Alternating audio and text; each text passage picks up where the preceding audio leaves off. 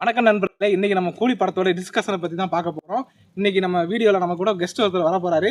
அவரை இன்ட்ரடியூஸ் பண்றதுக்கு முன்னாடி டிஎல்பி மெர்ச் என்னோட டிஷர்ட் டிசைன்ஸ் எல்லாம் அதுல இருக்கும். கிட்டத்தட்ட 4 டிசைன் பண்ணியிருக்கேன். அதில் ஒன்று மட்டும் யூனிவர்சலா பை பண்ற மாதிரி இருக்கும்.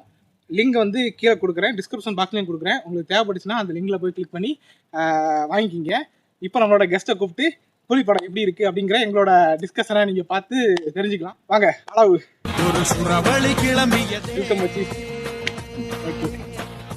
சரி வாங்க. ஹாய் மக்களே. ஹாய் மக்களே. பேரை சொல்லிடு அப்படியே. என் பேர் ஹரி. நான் ஆளாவனு கூப்பிடுவேன். மக்களுக்கு அலாவ். சரி, கூலி படம் பார்த்துருப்பிய, படம் எப்படி இருக்கு? படம் எப்படி இருக்குன்னு ஒரே வார்த்தையில சொன்னேன். எப்படி அதுக்கு ஒரு 10 நிமிஷம் நம்ம ஒரு வீடியோ போட்டு சொல்லலாம். அப்படி இன்னைக்கு என்னெல்லாம் பண்ண போறாரு. ஓகே, இப்போ படம் எப்படி இருக்குன்னு பார்க்கலாம். அதுக்கு முன்னாடி இல்ல, நான் ஒண்ணு சொல்லணும். எல்சியூல இருக்கு, எல்சில இருக்குன்னு ஒருத்தன் சொல்லிக்கிட்டே தெரிஞ்சான் இந்த சோசியல் மீடியால. கெஸ் படி இந்த படம் கண்டிப்பா எல்சியூல வரும். நான் கூட பரவாயில்ல விடு, நான் கூட லாஜிக்லாம் சொல்லி இந்த மாதிரி விஷயம்லாம் இருக்கிறனால எல்சியூல வர வாய்ப்பு இருக்குன்னு தான் சொன்னேன். ஆனா ஒருத்தன் படம் ரிலீஸ் ஆகிறதுக்கு முன்னாடி டைம் டிராவல் படங்கிறான், படம் அங்க கனெக்ட் ஆகுது இங்க கனெக்ட் ஆகுதுங்கிறான், எல்சியூ இதுக்குள்ள அப்படி வருதுங்கிறான் இப்படி வருதுங்கிறான். அதெல்லாம் பார்த்தா என்ன நினைச்சிருப்பேன்? அதெல்லாம் பார்த்தா பேசாம எனக்கு நான் படம் பார்க்கும்போது எனக்கு ஞாபகம் வந்துச்சு. என்ன தெரியுமா ஞாபகம் வந்துச்சு? நான் படம் பார்த்துட்டு இருக்கும்போது எனக்கு தோணுது, ஒருத்தன் இந்த சேர் கதை வந்து தெரியுமா வரும்போது தோணுச்சு, ஒருத்தன் சேரு டைம் டிராவல்னு சொன்னானே, அவன் வந்துட்டு மறுநாள் வரைக்கும் வீடியோ போட்டுட்டே இருக்கான். கமெண்ட் செக்ஷன்ல போய் பார்த்தா நிறைய பேர் என்னமா போடுறாங்க, ஒரு நாள் தாண்டா இருக்கு படம் ரிலீஸ் ஆகும், கொஞ்ச நேரம் சுத்தம் விட்டுறா அப்படின்னு கமெண்ட் போடுறாங்க. எனக்கு பார்த்துட்டு அந்த படம் பார்க்கும்போது எனக்கு தோணுச்சு, இந்த கேரக்டர் இப்ப படம் பார்த்துட்டு இருந்துச்சா என்ன மைண்ட்ல ஓடிட்டு இருக்கும், ஹார்ட் அட்டாக்லயே உட்காந்துருப்பேன். ஐயோ கமெண்ட்ல வந்து செய்ய போறாங்களான்னு அந்த மாதிரி இருந்துச்சு. ஆனா எல்சியூல படம் இல்லைன்னு சொல்ல முடியாது. அதை பத்தி நம்ம கடைசியா சொல்லுவோம். ஏன்னா படம் எல்சியூல இல்லைன்னு சொல்றாங்க. என்னோட பாயிண்ட் ஆஃப் வியூல ஒரு மேட்டர் இருக்கு, நம்ம கடைசியா அதை பத்தி பேசுவோம். எல்சியூ கனெக்ட் இருக்கா இல்லையாங்கிறது. அதுக்கு முன்னாடி படம் எந்த மாதிரி எக்ஸ்பீரியன்ஸ் எங்களுக்கு கொடுத்துச்சு, படத்துல என்ன பாசிட்டிவ் என்ன நெகட்டிவ் அப்படிங்கிறத பத்தி இப்ப நம்ம 2 பேருமே பேசி சொல்ல போறோம். ஓகே, படம் உனக்கு என்ன, நீ இப்ப படத்துல என்ன எதிர்பார்த்து போன, படம் உனக்கு என்ன கொடுத்துச்சு, படம் திருப்தியா இருந்துச்சா அப்படிங்கிறத பத்தி பேசுவோம். திருப்தியா இருந்து, கொடுத்த காசுக்கு ஒர்த்தா இருந்துச்சு. ஒருத்தாவும் அதுக்கு கொஞ்சம் மேல இருந்துச்சு. கொஞ்சம் நெகட்டிவ்ஸும் இருக்கு எனக்கு. ஃபர்ஸ்ட் எனக்கு பாசிட்டிவ் அப்படி என் மைண்ட்ல இருக்குது எப்படின்னா, அனி மியூசிக் அது உண்மையாவே சொல்லி ஆகணும். ஏன்னா பயங்கரமா இருந்துச்சு. நல்ல சவுண்ட் சிஸ்டம் இருக்க தியேட்டருக்கு போனீங்கன்னா பக்காவா என்ஜாய் பண்ணலாம் படத்தோட வைப்பை. ஆனா நான் போன தியேட்டருக்கு மட்டும் நீங்க போயிடாதீங்க. அந்த பேரை நான் சொல்ல விரும்பல. நம்ம சேனல்ல தைரியமா பேசலாம், பேசணும் பேசிடுறோம். நம்ம மார்த்தாண்டம் ஆனந்த் தியேட்டர்.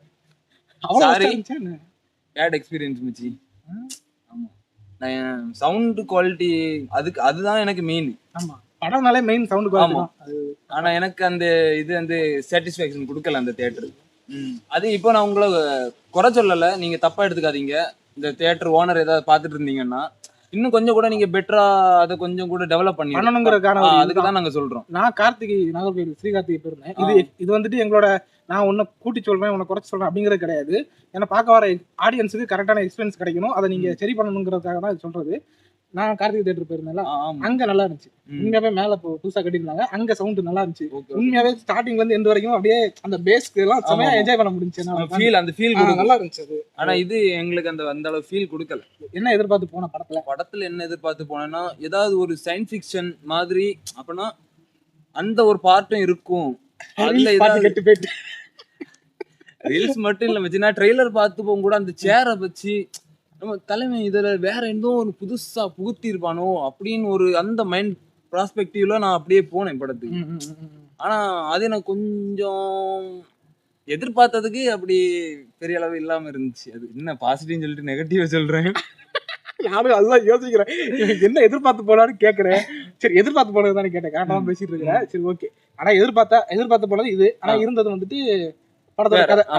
உனக்கு படம் சாட்டிஸ்ஃபைடா? ஃபுல் சாட்டிஸ்ஃபைடு மச்சி. ஓகே, நீ எதிர்பார்த்து போனது ஒண்ணு, ஆனா படம் இருந்தது ஒண்ணு, ஆனா உனக்கு சாட்டிஸ்ஃபைடு. உனக்கு எப்படி இருந்துச்சு எக்ஸ்பீரியன்ஸ்? என்ன பொறுத்த வரைக்கும் நான் நம்ம வீடியோலயே ஒண்ணு போட்டிருப்பேன், படம் பார்க்க போகும்போது எந்த படமா இருந்தாலும் பிளைண்டா போய் உட்காருங்க, எதையும் பத்தி யோசிக்காம இதுதான் கதை இருக்கும் அப்படிங்கிற மைண்ட் தாட்டுக்குள்ள போகாம நார்மலா போய் உட்காந்து அது என்ன இருக்கோ அதை பார்த்து என்ஜாய் பண்ணுங்கன்னு போட்டிருப்பேன். நான் பேசிக்கா அந்த மைண்ட்ல எல்லாம் போனேன். ஆனா இந்த சேர் வரும்போதெல்லாம் அந்த இந்த கதைன்னு சொன்னாங்க, நான் அதுக்குள்ள யோசிக்க கூட இல்லை. பார்த்தேன் ஷார்ட்ஸ் எல்லாமே, நம்ம எதுக்கு அதை போய் யோசிச்சுட்டு எப்படியும் போய் பார்க்கலாம். எனக்கு என்ன தோணுச்சுன்னா எல்சியூல ஸ்ட்ராங்கா இருக்கும்னு நினைச்சேன். பட் அந்த அளவுக்கு அதை நம்ம கடைசியா பேசுவோம் அந்த எல்சி கனெக்டை பத்தி.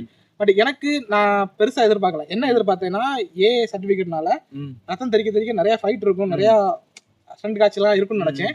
பட் அதுல எதனால ஏ கொடுத்துருக்கேன் அப்படிங்கிறது ஃபைட்டுக்காக இல்லை, மெயினா அந்த சேர்ல உட்கார வச்சு அந்த ஆமா ஆமா எரிக்கிற அந்த சிஜிக்காக தான் சிஜிக்காக ஏ சர்டிஃபிகேட் கொடுத்துருக்காங்க அப்படிங்கறது லேட்டரா தெரிஞ்சு. பட் கதை வைஸா எனக்கு வந்துட்டு ஃபுல் சாட்டிஸ்ஃபைட். லோகியோட டைரக்ஷன் வரைக்கும் எனக்கு ஃபுல் சாட்டிஸ்ஃபைட். ஏன்னு கேட்டா நான் கடைசி அந்த மாநகரம் படம் ஃபர்ஸ்ட் படம் அவரோட அந்த படம் பார்க்கும்போது எனக்கு என்ன ஒரு வைப் கொடுத்துச்சோ அந்த படம் ஸ்க்ரீன் பிளே வந்துட்டு லாஸ்ட் கிளைமேக்ஸ் நோக்கி போகும்போது எனக்கு ஒரு ஃபீல் கொடுத்துச்சு. ஒரு ஹாலிவுட் படம்லாம் பார்க்கும்போது ஸ்க்ரீன் பிளே ஒரு ஃபீல் கொடுக்கும். எனக்கு அந்த மாதிரி ஒரு ஃபீல் கொடுத்துச்சு. அது எனக்கு இந்த படமும் கொடுத்துச்சு. கொடுத்ததை தாண்டி எனக்கு இன்னொன்று என்ன தோணுச்சுன்னா, இதை லோகேஷ் கனகராஜை தாண்டி வேற ஒரு டேரக்டர் இந்த படத்தை ஹேண்டில் பண்ணியிருந்தா என்னவா இருந்திருக்கும்னா, ஒன்று இந்த படம் வந்துட்டு உங்களுக்கு புரியாம போயிருக்கும். ஏன்னா இந்த கதையை வந்துட்டு ஒரு இடியப்ப கதை மாதிரி ரொம்ப சிக்கலா இருந்துச்சு. ஒரு ரிவ்யூ கூட பார்த்தேன், ஒருத்தன் வந்துட்டு எனக்கு கதை புரியல அப்படிங்கிற மாதிரி ஒருத்தன் ரிவ்யூ போட்டிருந்தான். நான் என்ன கேட்குறேன், படத்தை நீ பார்க்கணும்னா நீ வீட்டில் இருக்க ஃபோனை பார்த்துட்டே பார்க்குறது அது இதுன்னு பார்த்துட்டு டிஸ்கஷன் ஆகி பார்க்குறது இதெல்லாம் இல்லாமல் நீங்கள் நார்மலாக உட்காந்து பார்த்தீங்கன்னா கண்டிப்பாக படம் புரியும். இந்த கதையை வேற யார் எடுத்திருந்தாலும் புரிஞ்சிருக்குமான்னு எனக்கு தெரியாது. லோகேஷ் வந்துட்டு கரெக்டாக எடுத்திருந்தாரு. அதே மாதிரி இன்னும் வேற யாராவது டைரக்டர் எடுத்திருந்தா படம் வந்துட்டு அந்த ஹார்ட் சம்பந்தமான சீன்ஸுக்குள்ள ரொம்ப இன்டராக்ட் பண்ணி அவங்களோட ஃபேமிலி கதை அந்த கதை இந்த கதை அதெல்லாம் வச்சு கொஞ்சம் போர் அடிச்சிருக்குமோ அப்படிங்கிறது தோணுச்சு. ஆனா அந்த மீட்டருக்கும் போகாம இந்த மீட்டருக்கும் போகாம நான் வந்து ஃப்ரெண்டுக்கா ரிகெஞ்ச் வாங்க போற ஒரு ஹீரோ, அந்த ஹீரோ சைட்ல இருந்து நான் காட்ட போறேன். ஓகேவா, அவன் பின்னாடி இருக்கிற அதெல்லாம் நான் காட்ட போறதில்ல. அவன் என்னென்ன பண்றான் எப்படி பண்றான் எத்தனை பேரை பண்றான் அதெல்லாம் எனக்கு தேவையில்ல. இந்த ஹீரோ சைட்ல இருந்து நான் காட்ட போறேன் அப்படின்ட்டு ஒரு பாயிண்ட் ஆஃப் வியூ லோகி வந்துட்டு கரெக்டா மெயின்டைன் பண்ண மாதிரி தோணுச்சு. அது எனக்கு உண்மையிலேயே சாட்டிஸ்ஃபைட். எனக்கு அதனால எனக்கு ஃபுல் சாட்டிஸ்ஃபைட் படம். அப்புறம் மச்சி மெயின் கிரெடிட்ஸ் கொடுக்க வேண்டியது வந்து சினிமாட்டோகிராஃபி கிரீஷ் கங்காதரன், எடிட்டர் ஃபிலோமின் ராஜ். கண்டிப்பா கண்டிப்பா கிரேட் ஒர்க். ஒவ்வொரு சீன்ஸும் சீட் எட்ஜில் இருந்து நம்ம ஃபோக்கஸ் பண்ற அந்த ஒரு ஃபீலிங் உள்ள கொண்டு வந்தது இவங்க தான். நிஜமா. ஏன்னா இந்த படம் அப்படியே ஃபுல்லா ஹைலியா போயிட்டு இருந்துச்சுன்னா அதுவும் போர் அடிக்க ஆரம்பிச்சு சில படத்துக்கு. ஆனா இந்த படம் அப்படிதான் போகுது, ஹையா தான் போயிட்டே இருக்குது. ஆனா எங்கேயுமே போர் அடிக்கல, அப்படியே கதைக்குள்ளேயே உட்காந்து பாக்குற மாதிரி இருந்துச்சு. அந்த எடிட்டிங் தான் மெயின் காரணம். எடிட்டிங்கும் சினிமாட்டோகிராஃபியும் தான். சரி, இப்போ வந்துட்டு படத்தோட நெகட்டிவ் அப்படின்னு உனக்கு என்ன தோணுச்சு? நெகட்டிவ்னா நீ தான் நெகட்டிவ் இருக்கு நிறைய இருக்குன்னு சொன்னேன். எனக்கு பாயிண்ட் ஆஃப் இருக்குன்னு சொன்னேன். நான் ஒன்னு சொல்லிட்டேன் ஏற்கனவே. சேரு அந்த இது அமீர் கான் கேமியோ. அது எனக்குமே நான் அந்த வீடியோல கூட சொல்லியிருப்பேன். என்ன சொல்லியிருந்தேன்னா, நீ பார்த்தல அந்த வீடியோ பார்த்துருக்க, அதுல என்ன சொல்லியிருந்தேன்னா, அமீர் கான் உள்ள வராருன்னா கேரக்டர் வெயிட்டா இருக்கும், பெருசா இருக்கும், இல்ல அடுத்த பாட்டுக்கான லீடு இருக்கு. ஆனா நம்ம விக்ரம் படத்துல ரோலெக்ஸ் வரும்போது ஒரு வைப் இருந்துச்சுல, ஒரு பயங்கரமான ஒரு இம்பாக்ட் கிரியேட். அந்த அளவுக்கு ஒரு ஏதோ ஒன்று மிஸ் ஆன மாதிரி இருந்துச்சு எனக்கு. அது அந்த ஒரு ஃபீல் எனக்கு இருந்துச்சு, ஏதோ ஒன்று மிஸ் ஆகுது இதுல அப்படிங்கிற மாதிரி எனக்கு ஒன்று ஃபீல் ஆச்சு. மற்றபடி அது ஒரு சின்ன டிசப்பாயின்மெண்ட் தான். சரி, வேற அவ்வளோத்துக்கு எதுவும் இல்லை. நல்லா நமக்கு ஒரு கூஸ் பம்ப்ஸ் அந்த மூமெண்ட் இருக்குன்னு சொல்லிட்டு போனேன். அந்த இதுல மட்டும் கொஞ்சம் டவுனா இருந்துச்சு. அவ்வளவு. கூஸ் பம்ப்ஸ் மோட் தான் நிறைய இருக்குது. கூஸ் பம்ப்ஸ் மோட் இருந்துச்சு, ஆனா நான் எக்ஸ்பெக்ட் பண்ணி போன கூஸ் பம்ப்ஸ் வந்து இது சயின்ஸ் ஃபிக்ஷன் நினைச்சு. சயின்ஸ் ஃபிக்ஷன்ல ஏதாவது ஒரு புதுமையா ஒரு மேஜிக் பண்ணிருப்பாரு லோகி, ஒரு மேஜிக் பண்ணிருப்பாரோ.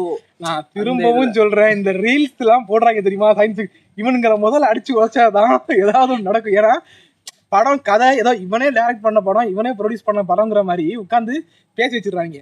படம் வந்துட்டு சயின்ஸ் ஃபிக்ஷன்ல கனெக்ட் ஆகுது, அங்க போகுது இங்க போகுது, பின்னாடி கண்டெய்னர் நிக்குதுன்னா ஏதோ என்னென்னமோ வாயில வரதெல்லாம் அவங்க வியூஸ் கேட்டி உலக வச்சுருவாங்க. ஆடியன்ஸும் அதை பார்த்துட்டு இந்த பாத்தீங்களா இது மாதிரி பார்த்துட்டு ஓகே படம் அப்படி இருக்கு இப்படி இருக்குன்னு நினைச்சிட்டு உள்ள போய் உட்காந்தா படம் கதை வேறையா இருக்கும். அப்படிங்கிறப்ப கண்டிப்பா டிசப்பாயின்ட் ஆனாங்க, படம் மொக்கன்னு சொல்லிடுவாங்க. ஸோ இதுதான் இந்த படத்துக்கு இப்ப நடந்துட்டு இருக்குன்னு நான் நினைக்கிறேன்.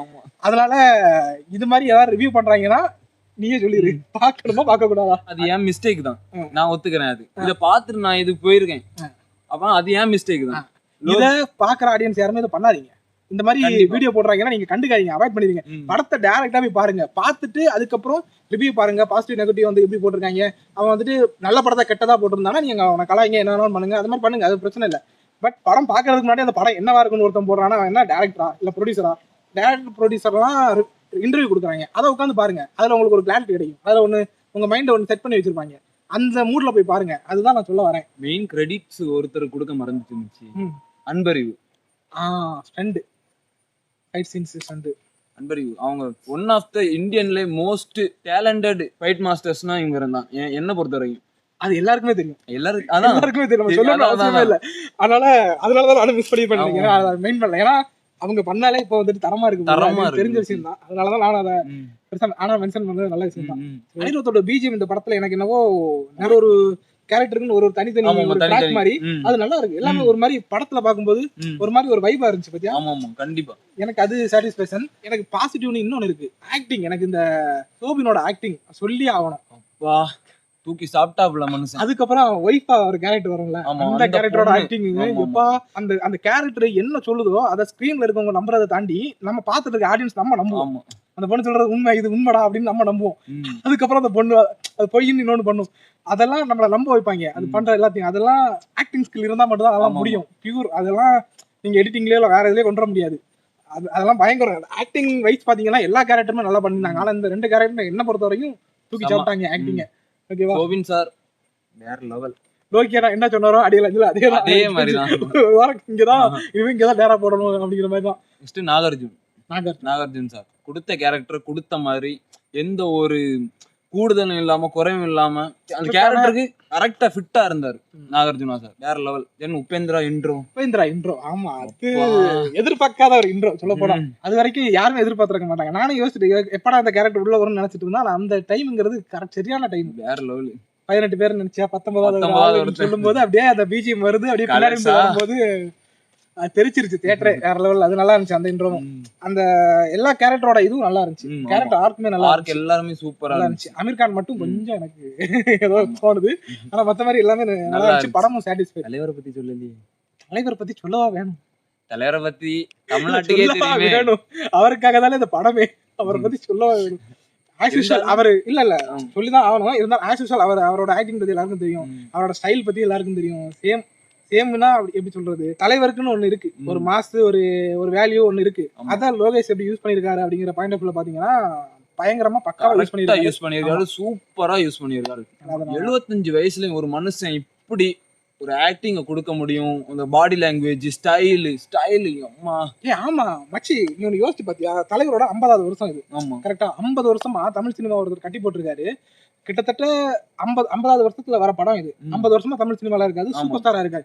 தமிழ் சினிமால காய்ஸ் ஒன்னு சொல்லணும்னா, அந்த காலத்துல எல்லாம் பாத்தீங்கன்னா வெள்ளையா இருந்தாதான் ஹீரோ ஆயிட்டு இருப்பாங்க. அந்த மாதிரி ஒரு காலகட்டம் இருந்துச்சு.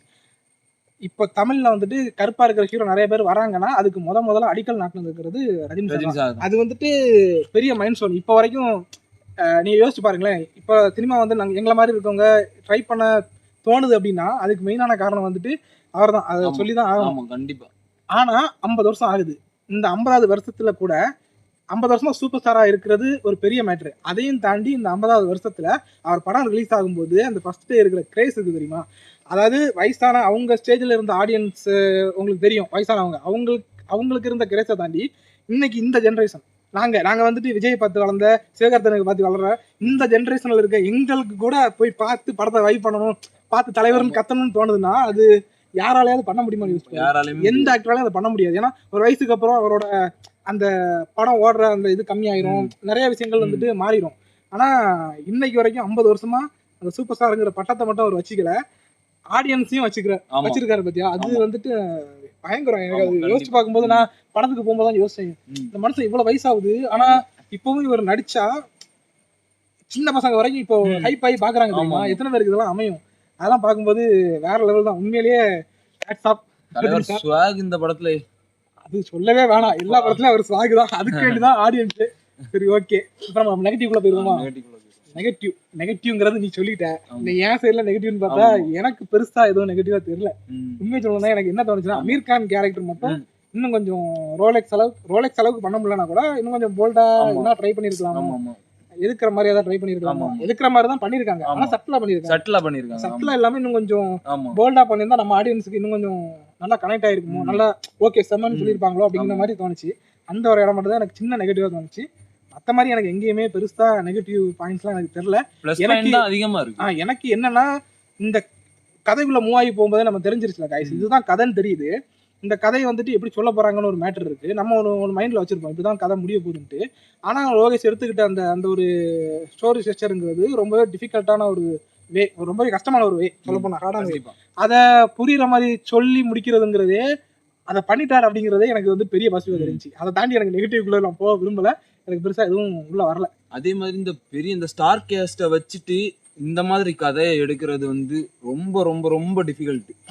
ஏன்னா நார்மலா இப்போ ஒரு நாங்க ரிவெஞ்ச் கதைன்னு சொல்றோம் இல்லையா, அது மாதிரி நீங்க ரிவெஞ்ச் கதை தான், நிறைய கதை ரிவெஞ்ச் கதை பார்த்துருப்பீங்க.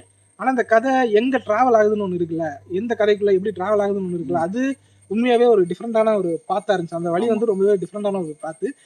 அதுதான் நீ சொல்ல வரேன்னு நினைக்கிறேன். அதான் கண்டிப்பா. அதனால ரொம்ப நல்லா தான் இருந்துச்சு என்ன பொறுத்த வரைக்கும். மெயினா பாசிட்டிவ் தான் மிச்சு வந்துட்டே இருக்கு, நெகட்டிவ் அவ்வளவு வரவே இல்லை. பாசிட்டிவ்ல இதை மிஸ் பண்ணிட்டேன், பிளாஷ்பேக் சீன் ரஜினி சார். அப்பா எப்பா அப்பா அந்த ஒரு ஃப்ரேம் மட்டுமே போதும் கொடுத்த காசுக்கு ஒர்த்துக்கு. அதை விட படத்துல நிறைய விஷயம் இருக்கு. டெய்லர் படம் எல்லாம் பார்த்திருப்போம். டெய்லர் படத்துல எல்லாம் தலைவரோட பிளாஷ்பேக் சீன்ல கொஞ்சம் வயசான அந்த ஒரு தோட்டம் தெரியும், ஓரளவுக்கு தெரியற மாதிரி தான் இருக்கும். ஆனா இதுல நான் வந்து ட்ரெய்லர் பார்த்துட்டு கிட்டத்தட்ட அப்படிதான் இருக்குமோ அப்படின்னு ஒரு தாட்ல தான் போனேன். ஆனா உண்மையாவே சொல்றேன் காய்ஸ், எங்கேயுமே தெரியல அந்த ஓல்டு ரஜினி சார் அப்படியே ஃப்ரேம்ல வந்தா அப்படி இருக்கும். அப்ப காலகட்டத்துக்கு கேமரா கொண்டு போய் எடுத்துட்டு வந்தா அப்படி எனக்கு தெரிஞ்சு இதுதான் டைம் டிராவல் நான் நினைக்கிறேன். இவனுக்கு அந்த இதெல்லாம் வச்சு கனெக்ட் பண்ணாங்க, அது கிடையாது. இதுதான் எனக்கு தெரிஞ்சு டைம் டிராவல். செம்மையா பண்ணிருந்தாங்க அந்த ஒரு விஷயம். போயிட்டு அது நான் எதிர்பார்க்கல இவ்வளவு பர்ஃபெக்டா இருக்கும். ஏன்னா பாடி ஃபுல் நடக்கிற சீன் எல்லாம் இருக்கு. நான் வந்துட்டு எங்கேயாவது பிசு தட்டுன்னு நினைச்சேன், எங்கேயுமே தட்டல. சூப்பரா பண்ணிருந்தாங்க. அதுவும் இல்லாம அந்த வாய்ஸ், அந்த ரஜினி சார் வாய்ஸ், அதே வாய்ஸ், வாய்ஸ் ஸ்ட்ரக்சர் அது இல்ல அந்த அந்த ஃப்ரேம் பையும் அங்கங்க அந்த கிளிப்ஸ் வர மாதிரியும் பண்ணிருக்காங்க. அது பண்ணிரலாம் எடிட்டிங்ல. ஆனா சவுண்ட்லயும் ஒர்க் பண்ணிருக்காங்க செம்மையா. பழைய படத்துல சார் சவுண்ட் இப்ப நீங்க பழைய படம் பாத்தீங்கன்னா எப்படி கேட்கும், சோ அதே மாதிரியா ஒரு மீட்டர்ல இருந்துச்சு. அது ரொம்ப நல்லா இருந்துச்சு. ஆமா, இதெல்லாம் மறந்துட்டு சொல்றதுக்கு நல்ல வேலை. நிறைய டெக்னிக்கலா உள்ள நிறைய பேசலாம். நார்மலா பாத்தீங்கன்னா இந்த படத்துக்கு நெகட்டிவ் வரதுக்கு காரணமே ஓவர் எக்ஸ்பெக்டேஷன்னாலதான். நான் ஆல்ரெடி ஒரு வீடியோ ஒன்று பேசியிருப்பேன், அதுல நான் சொல்லியிருப்பேன் ஓவரா எக்ஸ்பெக்ட் பண்ணி போனனாலதான் லியோ படம் என்ன ஆச்சு, நெகட்டிவ் ரிவ்யூ வந்துச்சு அப்படிங்கிறத சொல்லியிருப்பேன். மற்ற மாதிரி பாத்தீங்கன்னா லியோ படம் நல்ல படம் தான், பட் அதை பத்தி நான் உள்ள பேச வரல. அதே மாதிரிதான் இந்த படமும் நல்லா இருக்கும்னு ரொம்ப ஓவர் எக்ஸ்பெக்டேஷன்ல போகாதீங்க, ஓகேவா? இந்த படம்னு இல்லை, எந்த படத்துக்கு போனாலும் ரொம்ப ஹைப் ஏத்தாம நார்மலா ஓகே ரஜினி படம் இந்த மாதிரி ட்ரெய்லர்ல இருக்கு, ஓகே ஏதோ ஒன்று சொல்ல வராங்க, நான் போய் பார்க்க போறேன் அப்படிங்கிற மைண்ட்ல போய் பாத்தீங்கன்னா உங்களுக்கு அந்த படம் கண்டிப்பா பிடிக்கும். இந்த படம் இல்ல, எல்லா படமே பிடிக்கும். உங்களுக்கு நெகட்டிவா எல்லாம் ஒன்றும் வராது. ரொம்ப மொக்க படமா தான் மொக்க படம் நாங்க சொல்லுவோம். பட் நல்ல படம் இது, உண்மையை சொல்லணும். இந்த வீடியோ எல்லாம் போடுறாங்கல்ல, நீங்க நம்பாதீங்க. டிக்கெட் நீங்க போடாம வீடியோ பார்த்துட்டு ரிவ்யூ எல்லாம் பார்த்துட்டு நீங்க பார்க்காம இருந்தீங்கன்னா தயவு செஞ்சு டிக்கெட்டை போட்டு படத்துக்கு போய் அந்த தப்பு மட்டும் பண்ணாதீங்க. உங்களுக்கு ஒரு மனசு இருக்கும், உங்களுக்கு ஒன்று தோணும். நீங்க வந்து இந்த கதையெல்லாம் தூக்கி வெளியே வச்சுட்டு பிளைனா போய் உட்காந்து படத்தை பாருங்க, உங்களுக்கு ஒண்ணு தோணும் இல்ல, அதுதான் கதை, அதுதான் படத்தோட ரிவ்யூ, ஓகேவா? இந்த இவனுங்க வந்துட்டு எனக்கு தெரிஞ்சு ஒரு மாஃபியா மாதிரி ஒண்ணு போயிட்டு இருக்கு. இந்த சில படத்தை வந்துட்டு வேணும்னே தாக்கி நல்லா இல்லாத மாதிரி வீட்டுக்கு கொண்டு போறது, ஃபேன்ஸுக்குள்ளாடி அந்த ஒரு வைப் கொண்டு வரது, இதெல்லாம் வந்துட்டு ஆட்டோமேட்டிக்கா ஒரு கேங்னு சொல்றதா ஒரு டீமே எனக்கு தெரிஞ்சு ஒர்க் பண்ணிட்டு இருக்காங்க. அதுல வந்து அழிஞ்ச படங்கள் நல்ல படங்கள் எல்லாம் நிறைய இருக்கு. அதுக்குள்ள நாங்க போகவும் விரும்பல, யாரு பண்றான்னு சொல்லவும் விரும்பல. ஆனா இந்த மாதிரி இருக்கிறனால நீங்க தான் முடிவு பண்ணணும் எந்த படத்தை பார்க்கணும், எந்த படத்துக்கு என்ன ரிவ்யூ கொடுக்கணும் அப்படிங்கறத நீங்க தான் முடிவு பண்ணணும். இந்த படத்துக்கு நெகட்டிவ் உருவாக இது ஒரு காரணம்னு பாத்தீங்கன்னா, இந்த நெகட்டிவ் இன்னும் அதிகமா ஸ்ப்ரெட் ஆகிறதுக்கு காரணம், ஒருத்தன் நெகட்டிவா போட்டானா நிறைய லைக் வருது, நிறைய கமெண்ட்ஸ் உள்ள வருது அப்படிங்கிற காரணத்தினால ஐயோ நெகட்டிவா போட்டா நிறைய ரீச் ஆகுது அப்படின்ட்டு நிறைய பேர் பேச ஆரம்பிட்டாங்க, மீம் போட ஆரம்பிக்கிறாங்க. நான் ரீச் ஆகணும், என் பேஜ் ரீச் ஆகணும்ட்டு மீமை தட்டி போட்டாங்க. அவன் படமா பாத்துருக்க மாட்டான் நிறைய பேர், ஆனாலும் உட்காந்து பண்ண ஆரம்பிக்கிறாங்க. அந்த தப்பெல்லாம் இனிமே பண்ணாதீங்க, எந்த படத்துக்கும் பண்ணாதீங்க. ஏன்னா இதுக்கு பின்னாடி ஒரு பெரிய டீம் ஒர்க்கே இருக்கு, கோடிக்கணக்கான காசு இருக்கு, எல்லாமே இருக்கு, உழைப்பு இருக்கு. ஏன்னா நாங்க வந்துட்டு சினிமா போகணும்னு ட்ரை பண்ண, நாங்க அந்த ஃபீல்டுக்குள்ள நாங்க கொஞ்சம் இருக்கிறனால எங்களுக்கு அது தெரியும். அதுக்கு பின்னாடி எவ்வளவு பெரிய உழைப்பு இருக்கு. மொக்க படமா இருந்தா கூட இல்லப்பா அந்த அளவுக்கு ஒருத்தர் அப்படின்னு சொல்லி விட்டுருங்க, ஓகேவா? அதுக்கு பின்னாடி அவ்வளவு பேர் ஹானஸ்டா உயிரை கொடுத்து தூங்காம தன்னோட ஃபேமிலியை பார்க்காம அது வந்து நிறைய சாக்ரிஃபைஸ் பண்ணிருக்கு அதுக்கு பின்னாடி. அப்படிங்கிறப்ப நீங்க என்னடா அப்படிங்கிற மாதிரி பேசிட்டு போக முடியாது. அந்த அளவுக்கு மொக்கையா சொல்ற அளவுக்கு இந்த படம் இல்ல, ஓகேவா? இந்த படம் தரமான படம். ரிவ்யூ எல்லாம் பார்த்து படத்தை பார்க்காம நீங்க மிஸ் பண்ணிடுறாங்க, அதுதான் எங்களால சொல்ல முடியும். இந்த வீடியோ பார்த்துட்டு என்னடா இவ்வளவு முட்டு கொடுக்குறீங்க, நீங்க காசு வாங்கினீங்களா அப்படின்னு நினைச்சீங்கன்னா அதெல்லாம் ஒண்ணும் கிடையாது. விஜய் ஃபேன், நான் அஜித் ஃபேன். நாங்க இதுக்கு பேச வேண்டிய அவசியமும் கிடையாது, லாயல்ட்டியா தான் இருக்கும். நாங்க சினிமா ஃபேன், மெயினா சொல்லணும்னா சினிமா ஃபேன். நல்ல படம் வந்துச்சுன்னா நாங்க ஏத்துப்போம். நான் விஜய் படம் மொக்கையா இருந்துச்சுன்னா நான் மொக்க படம் சொல்லிடுவேன்ப்பா. அஃப்கோர்ஸ் கண்டிப்பா சொல்லிடுவேன், இந்த படம் செட் ஆகல, ஆக்டிங் நல்லா கண்டிப்பா சொல்லிடுவேன், ஓகேவா? அதே மாதிரி நல்லா அஜித் படம் நல்லா இருந்துச்சுன்னா நான் நல்லா இருக்குன்னு சொல்லுவேன். இன்னைக்கு கூட தான் நான் அவங்ககிட்ட சொன்னேன் காலைல, நான் அஜித் படம் இந்த என்னோட இன்ஸ்டா பேஜ்ல போய் பாத்தீங்கன்னா தெரியும், நான் ஒரு படம் நல்லா இருக்கு நீங்க கழுவி ஊத்துன விடாமுயற்சி படம் நல்லா இருக்குன்னு நான் பேசியிருக்கேன். முதல்ல நான் சப்போர்ட் பண்ணிருக்கேன், ஆனா எவனும் பேசியிருக்கேன். அஜித் ஃபேன் கூட நல்லா இல்லைன்னு சொன்னான், நான் பேசியிருக்கேன் அந்த படத்துக்கு, ஓகேவா? அதுதான் நாங்க சினிமா ஃபேன். நாங்க வந்துட்டு படம் நல்லா இருக்கா, கதை நல்லா இருக்கா, ஆடியன்ஸ்க்கு சொல்ல வந்த விஷயத்த கரெக்டா சொல்லியிருக்காங்களா, இந்த பெர்ஸ்பெக்டிவ்ல தான் நாங்க பார்ப்போம். நாங்க சொல்லுவோம் எங்களுக்கு படம் சாட்டிஸ்ஃபேக்ஷன். ஆமா, 200% சாட்டிஸ்ஃபேக்ஷன். சரி, எல்சியூ கனெக்ட்னு சொன்னேன்ல, எனக்கு படத்துல எதுவுமே இல்லை, நீ சொன்ன அது எப்படி? எல்சியூ கனெக்டா? ஆமா, நானுமே எல்சியூ கனெக்ட் படத்துல இல்லதான். ஆனா இல்ல அப்படி இல்லைன்னு சொல்லிட முடியாது, இருக்கு. ஒரு சின்ன ஒரு டைலாக்ல எனக்கு வந்துட்டு கன்வே ஆச்சு. அது என்னன்னா 30 வருஷத்துக்கு முன்னாடி ரஜினி சாரை காமிக்கும் போது ரஜினி சார் பிளாஷ்பேக்ல ஆமா அவர் வந்துட்டு எதனால ஜெயிலுக்கு போக வேண்டிய வரும் பிரச்சனை எல்லாம் வந்துச்சுன்னு ஒரு கதை பிளாஷ்பேக்ல சொல்லுவார்ல. அப்போ இவங்களோட முதலாளிகள் வந்துட்டு போதைப் பொருளை வந்துட்டு இவங்களை வச்சு கடத்த முயற்சி பண்ணதா ஒண்ணு சொல்லுவாரு. போதைப் பொருள்னாலே அது எங்க கனெக்ட் ஆகும், ரைட்டா? அப்படிங்கிறப்போ எனக்கு படத்துல எங்கேயுமே எல்சி கனெக்ட் கிடையாது. ஆனா இந்த டைலாக்க தெரியாம லோகேஷ் வச்சுப்பாரா அப்படிங்கிறது எனக்கு தெரியல. ஏன்னா அவருக்கு தெரியும் போதை பொருள்னு வச்சா எல்சி தானே எல்லாருக்கும் தெரியுங்கிறதும் அவருக்கு தெரியும். அப்படிங்கிறப்ப அவர் வச்சிருக்காருன்னா கண்டிப்பா இந்த ஒரு டைலாக் மூலமா இருக்கலாம்னு நினைக்கிறேன். ஏன்னா அந்த டைம்லைன் படி பாத்தீங்கன்னா ஸ்டார்டிங்ல போதை பொருளை வித்துட்டு இருந்த ஒரு கும்பல், ஓகேவா, அவங்க வயசாகி அவங்களோட பசங்க எல்லாம் வராங்க. அவங்க பசங்க வந்து வந்து வந்து வந்து இவங்க ஒரு கட்டத்துல என்ன ஆயிட்டாங்கன்னா இப்போ ஹார்ட்டை மனுஷனோட ஹார்ட்டை எடுத்து விற்கிற அந்த எவ்வளவு வரைக்கும் வந்துட்டாங்க அப்படிங்கிற ஒரு நீட்சியா வரும், ஓகேவா. இதுதான் நான் எல்சி கரெக்டா அதுல பார்த்தது. கூலியில எல்சி இல்ல, எல்சியில கூலி இருக்கு.